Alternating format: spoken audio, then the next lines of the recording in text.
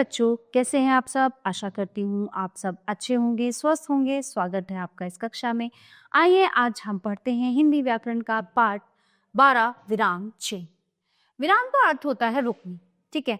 कई बार जब हम बात करते हैं या हम कुछ लिखते हैं तो हमें कुछ देर के लिए मतलब कुछ चीजों में बात करते करते या तो हमें रुकना होता है या पॉज देना होता है या अपनी बात को खत्म करना होता है, ठीक है। तो जहाँ पे हम कहीं बीच बीच में रुकते हैं या किसी को किसी चीज से संबोधित करते हैं या कुछ विस्मय या कुछ भी किसी तरह से बात करते हैं तो वहां पे क्या होता है, ये विराम चिन्हों का इस्तेमाल होता है। लेकिन विराम चिन्हों का इस्तेमाल लिखने में ज्यादा होता है, ठीक है। जब हम कुछ भी लिखते हैं, कोई पैराग्राफ लिख रहे हैं, कोई कहानी लिख रहे हैं, किसी के कोई शब्द जिसने जैसे कहे वैसे लिख रहे हैं, तो वहां पे इन चिन्हों का प्रयोग किया जाता है, ठीक है। तो जब हम बोल रहे हों और बीच बीच में थोड़ा सा न रुके तो हमारी बात ठीक तरह से समझ में नहीं आएगी। जैसे सुनो मत जाओ, सुनो मत जाओ। अब उपयुक्त वाक्यों में शब्दों का कोई अंतर नहीं है, लेकिन दोनों का अर्थ बिल्कुल अलग है। किस वजह से? एक चिन्ह की वजह से। सुनो मत जाओ अर्थ मतलब बात सुन लो और जाओ मत। सुनो मत जाओ मतलब मेरी बात मत सुनो और चले जाओ, ठीक है। तो ऐसा अंतर केवल एक चिन्ह अल्प विराम की जगह बदल जाने से हुआ है, ठीक है। तो इस उदाहरण में से समझ में आ रहा है कि भाषा में विराम चिन्हों का सही प्रयोग कितना आवश्यक है।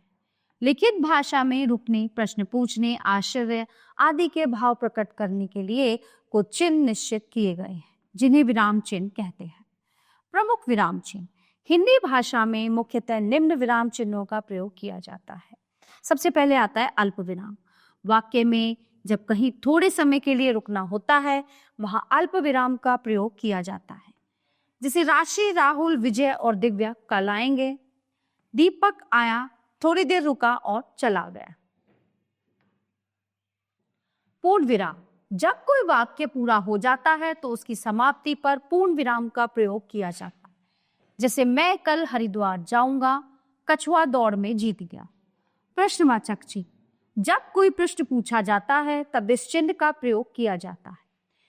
इसे प्रश्न सूचक चिन्ह भी कहते हैं। जैसे तुम्हारा नाम क्या है, मेरा पेन किसने उठाया। मतलब हम किसी से कुछ भी प्रश्न कर रहे हैं तो वो प्रश्नवाचक चिन्ह के अंतर्गत आता है। विस्मयादिबोधक मतलब चौंक जाना, दुखी होना, खुश होना, है ना, आश्चर्य में हो जाना। तो ये चिन्ह वाक्य में तब लगाया जाता है जब खुशी, दुख, घृणा, आश्चर्य, संबोधन आदि भाव प्रकट किए जा रहे हैं। ये चिन्ह वाक्यांश के और वाक्य के अंत में कहीं भी आ सकता है। जैसे अरे तुम यहाँ कैसे, हे राम ये तो बहुत बुरा हुआ। उद्धरण चिन्ह।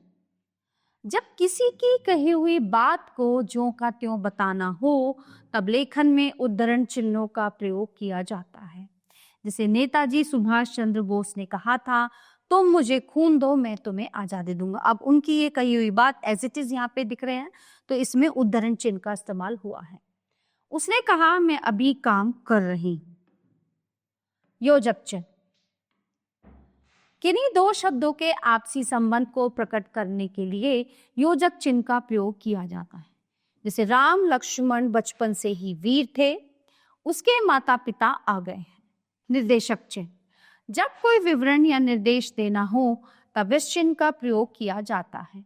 जैसे हमारे राष्ट्र ध्वज में 3 रंग हैं, केसरिया, सफेद तथा हरा।